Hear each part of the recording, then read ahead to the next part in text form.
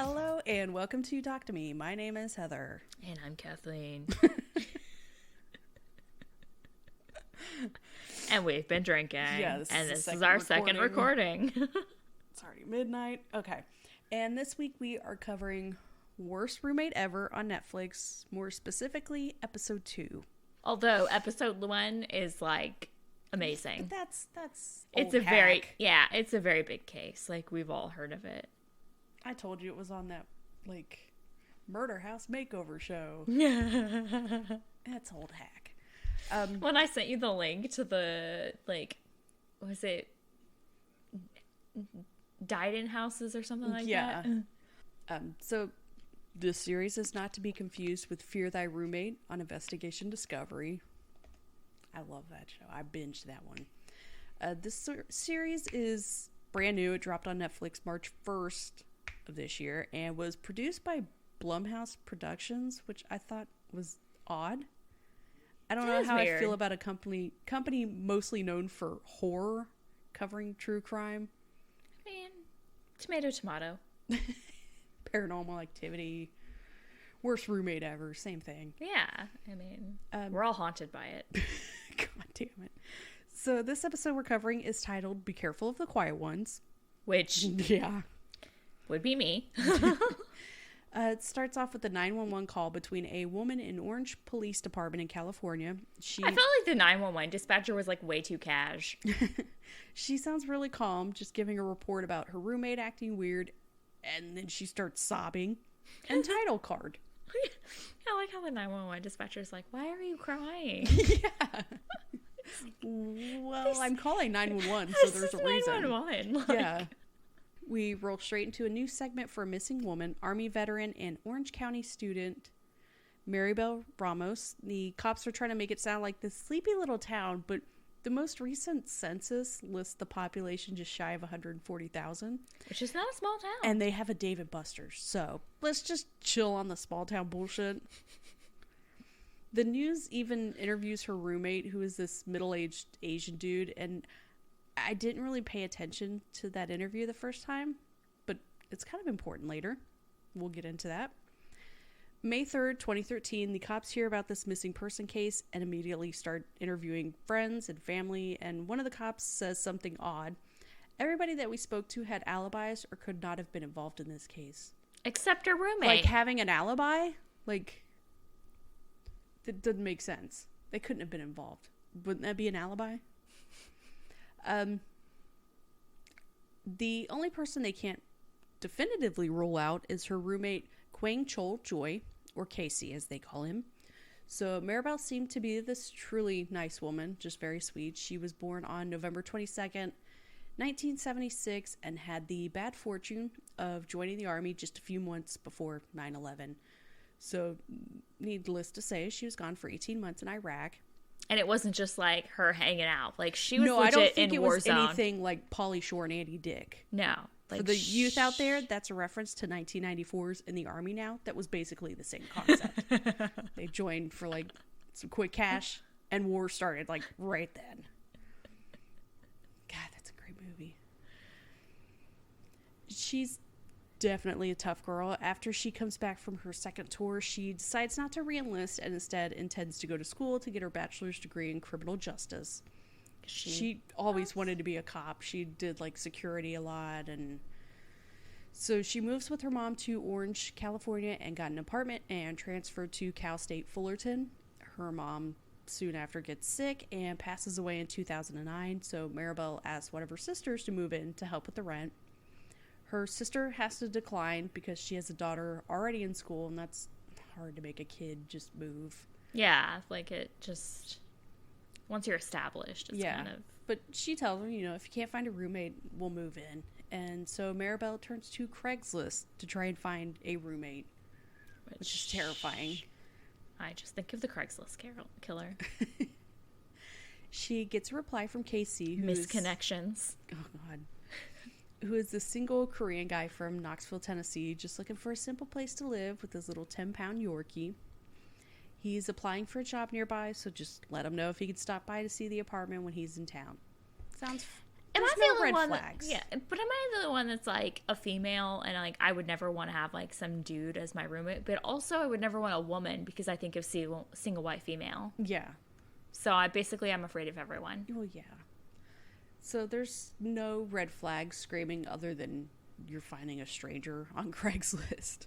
Which is a huge red flag. The one thing about this series I like is when it goes into art mode, we'll say. I love that. It reminded me of Tower. Yeah, with the rotoscoping. Yeah, it was really creative. I enjoyed it. So Fear Thy Roommate has cheesy reenactments, and the series has cartoons. So pick your poison on which one.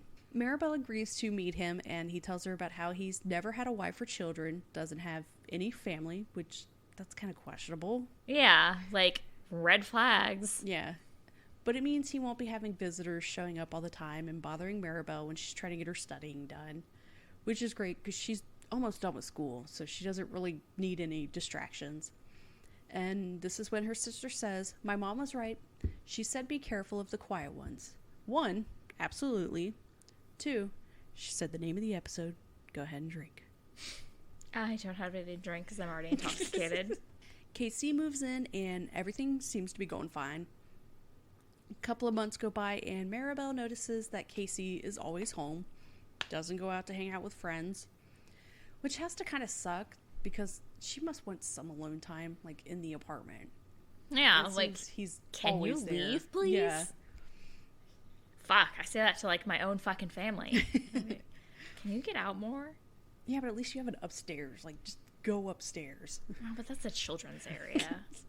I don't like to go out there because then I have to like look at it. And Maribel is such a sweet person that she invites Casey to go out to hang out with her family and like eat dinner with them. It's a very tight-knit family, so it seems like there's a lot of family parties. Yeah, which is not a smart choice. Like, I would hate that. So spending this much time around her family and hanging out with her at parties, Casey and Maribel are able to get to know each other better. It's easier to talk to a stranger, like when you're in a social setting. I feel like there's less... I mean, maybe if you're drunk. Or is that just me? Yes. So now they become friends. They go to dog parks together. There's more family parties and just the friendly, like, I'm going to the store. Do you need me to pick up anything for you? We shoot forward to May 4th, 2013. Hours after Maribel is reported missing, they decide to bring Casey in for questioning. He's the last person reporting to have seen Maribel, so of course he's pushed to the front of the line of people we need to talk to. If you're the last person, you're pretty suspicious. He says the last time he saw her was about 9 p.m., and then he immediately reaches for a bottle of water, which seemed weird to me. Like, he's got to have like something to hold, or it was a weird, quick reaction. He says he sees her at 9 p.m., he leaves for an hour, and when he comes back, she's gone. And the cops are like, okay, well, where did you go for an hour at 9 o'clock at night? And he's like, I just drove around. Yeah. Like, what the fuck? These are not driving around gas prices. Especially in California. Seriously. Like, what are you, fucking bankrolling? So, yeah, not at all the most suspicious thing ever. Also, in this interview, like, he's wearing sandals. Oh. He's wearing sandals, but, like, there's a lot of times you'll see him where it's just bare feet. Ugh. Like, you're way too casual. Put some fucking shoes have on. A little bit of dignity. This is a myrtle. A myrtle? This is a myrtle. Not a myrtle. This is a fucking murder. Yes. Well, we don't know that yet, but your roommate is missing. Put some goddamn shoes on. So yeah, shady fucking story, but what can you do to prove it's false? Her sister tells us a story. God. We've been drinking. Her sister tells us a story where the summer before Maribel went missing, Casey calls the sister and says, I know Maribel wants to settle down and have kids, and I want to be the man she marries. Gag. Ew, you're her roommate. You're much older than her, and she clearly does not feel that way about you. And she had a boyfriend at the time she went missing. Yeah, like, don't make this weird. But yeah, he's in love with her, and they could have a great relationship, and her sister just totally cockblocks him. She's like, that's not fucking gonna happen. Yeah, the sister calls Maribel to let her know what's up, and to just kind of warn her that maybe this living situation isn't ideal. Casey tells Maribel that everything's fine. He just has a crush on her, but he understands that a relationship between them just wouldn't work. And then he comes home with a giant tattoo of a Bengal tiger on his arm just because she said he would look cool with the tattoo. Like, all right, you're trying way too hard, bro. He starts dressing more hip and going out and then getting some pretty major face work done to look younger to the tune of over $10,000. And honestly, I couldn't tell a difference. Same. I was like, he had work done? He looks exactly the same. Wasn't a very good surgeon. The cops discover the 911 call that was placed 12 days before her disappearance. It's basically her letting them know that at the end of the month, her roommate is supposed to be moving out, but he recently said some things to her that made her feel uncomfortable. And at first, the conversation, she sounds like she's just really annoyed with the situation. Yeah. And then just out of nowhere, she breaks down. She's like, why are you crying? Yeah. Like, bitch, why the fuck do you think I'm crying? Apparently, KC had just stopped paying rent, so Maribel was like, you gotta go. You're a grown-ass man, and you're just gonna throw a hissy fit because she doesn't want a romantic relationship with you. Isn't he, like, in his 50s? Yeah, he's, like, too old for this shit. Yeah, like, that's too old to be acting that way. The cops are sent out to the apartment just to make sure everything is okay, and Maribel doesn't want to make a report. She just wanted the situation on record because she was worried that she may have to hurt him in self-defense. God, if only. I know. May 2nd around 8:30 p.m., there's footage of Maribel dropping off the rent check, and according to Casey, that's when she went home afterwards. They got into an argument about him moving out, to the point that she called her boyfriend on speakerphone to tell Casey he needed to get the fuck out. Casey then says she went off to her room, and then he left to take that drive. The next day, Casey texts Maribel's sister, letting her know about the disappearance and that the police won't let him file a report because it hasn't been 24 hours. The sister just assumes Maribel's fine, and Casey's just trying to, like, trick her into revealing Maribel's location. Yeah, she's just like, mind your own business. Yeah. You don't need to know where she is. She does not suspect anything is wrong. She's just thinking Casey's being weird, but she goes ahead and shoots her sister a sort of like, what's up? Text message, just checking in. She knows Maribel's probably busy, but just touching base. And she just doesn't give it a second thought until later that evening when a cousin calls and says, don't worry, but Maribel didn't show up to the family softball game. Which, like, could you imagine if we had, like, the kind of family that had, like, softball games? Who are these big-ass families? Just... Like, my kids haven't seen my family in, like, 2 years. So now it's time to freak out and call the police. Maribel's car is still in the garage. Her bedroom light is still on, which that would piss me off. You're wasting electricity. Do you think that we're fucking made of money? Yeah. But no one's answering the door. No one can get a hold of KC, so the police decide to make entry into the apartment. And where's KC at? Just sitting across the street in his car, watching everything with binoculars and just enjoying his phone. What the fuck? Fucking creep. Just so fucking weird. And after an hour, he just gets out of his car, strolls up to the officers. Just very casual. Just so suspicious. So cops obviously have some questions for this dude. Like, and why that's are you how we get watching to us? this interview. Yeah. It's one of the most bizarre police interviews I've seen. Like, we've seen little clips of him up to this point, and he's had a little bit of an accent. Like that interview at the very beginning of the television interview at the very beginning. Yeah. Just sounds like a guy with a little bit of an Asian accent, but you understand everything he's saying. Yeah, it's just like a really, like, minor. Yeah. And now there's this heavy accent. It is like English is a second language for him. Hardcore. Yes. Like doing the stereotypical thing of L's being pronounced as R's and it doesn't know words. And it made me think of, like, if you ever watched Kim's Convenience, when like when Janet pretends to be like super hardcore. Yes. Like, and she's like trying to sneak in and she's just like, and like her mom's like, is that how I really sound to you? Like, it sounds like he's only been in America for a handful of years. Yeah.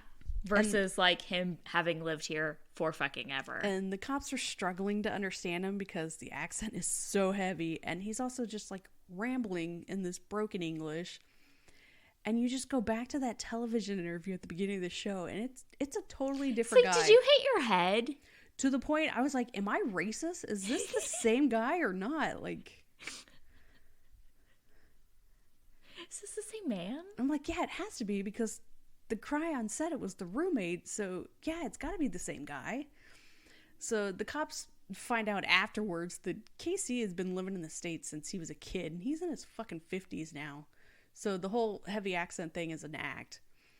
Like, this dude pulled a Hilaria Baldwin.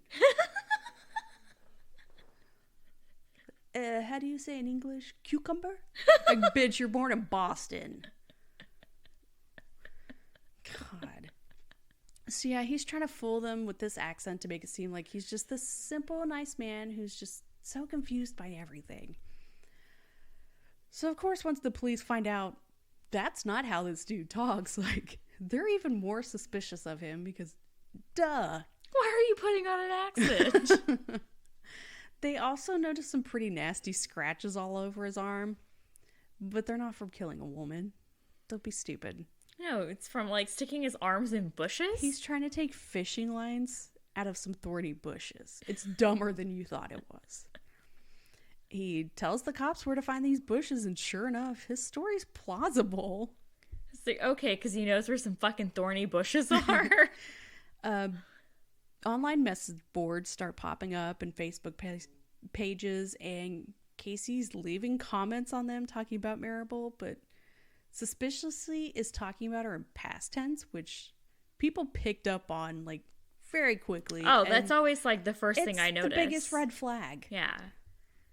The police start to look into his background. He left Tennessee because he lost his job, lost both his parents, got into a huge fight with his sister over the inheritance, and so he just, like, ran away to California. And according to his sister, he's got quite the temper on him. Such a temper, she has a restraining order on her own brother. Which is not something you want to find out. No, the police put a surveillance team on him, and it pays off.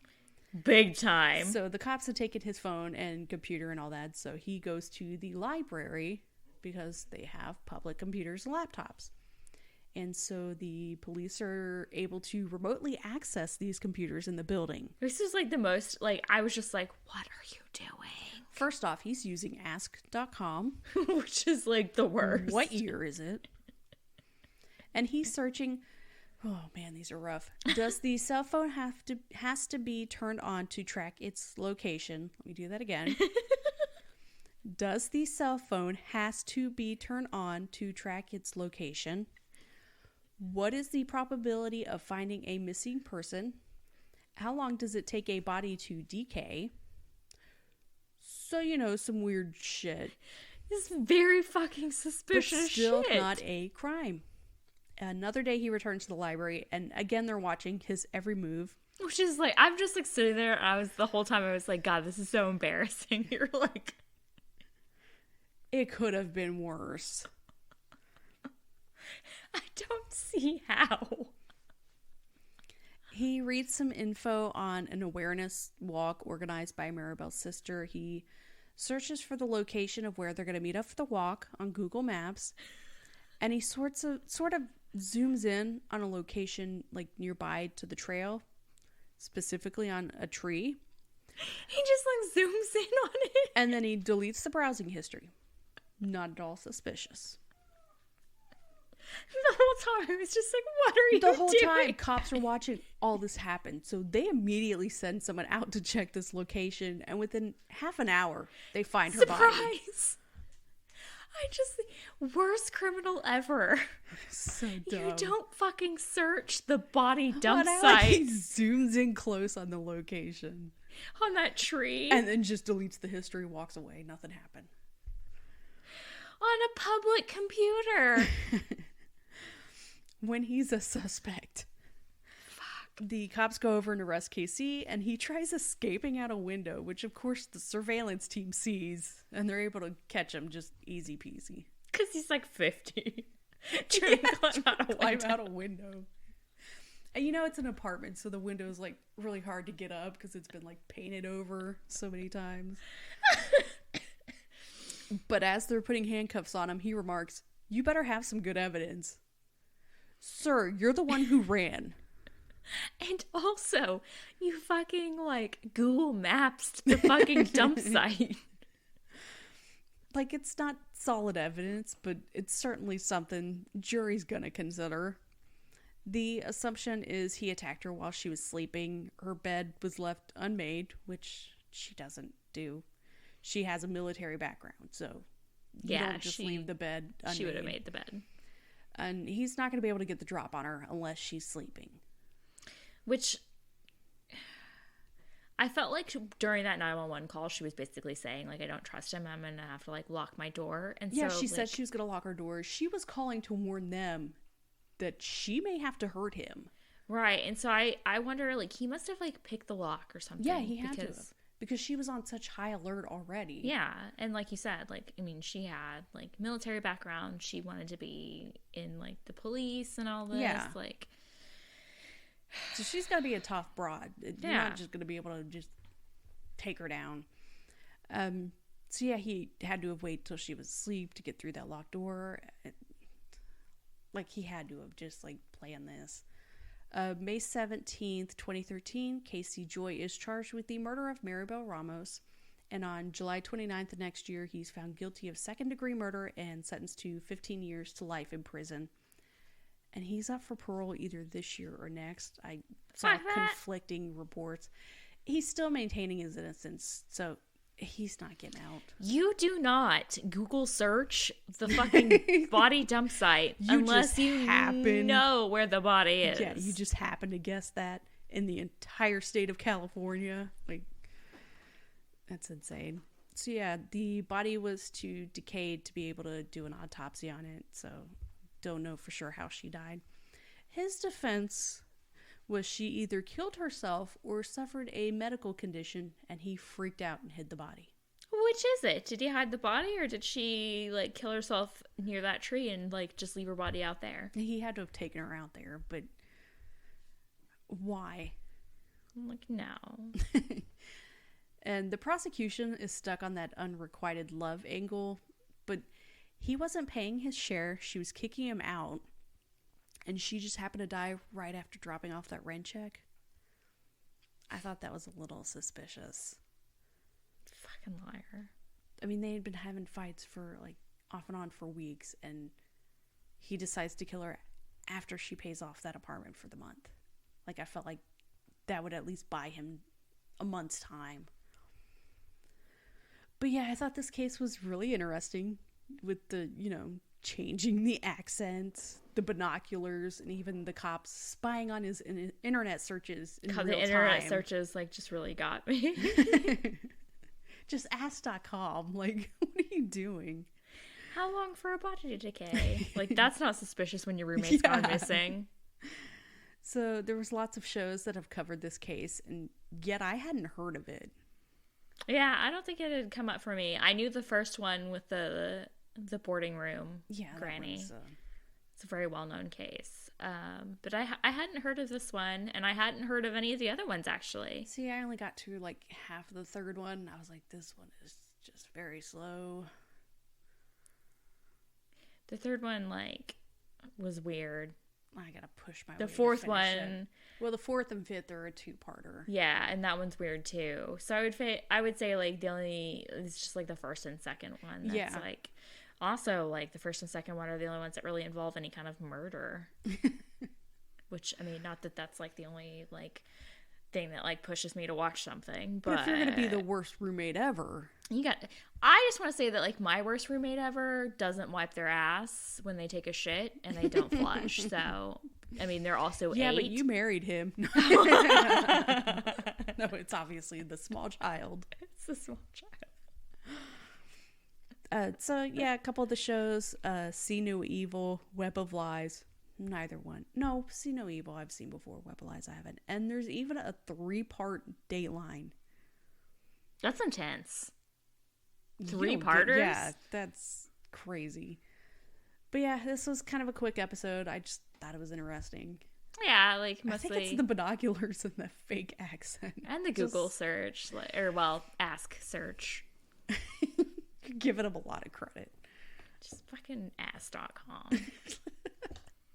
That's some bullshit. But he's in a public library. He could have been, like, jerking off. Like, that's usually the issues they have.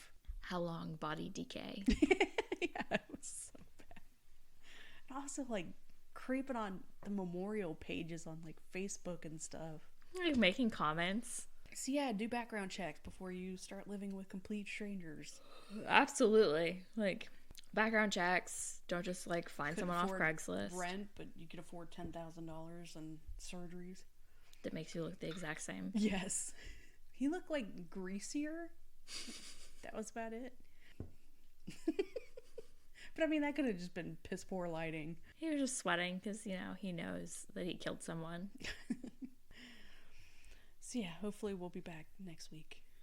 He may jump out a window in prison, come after us. God, I hope so.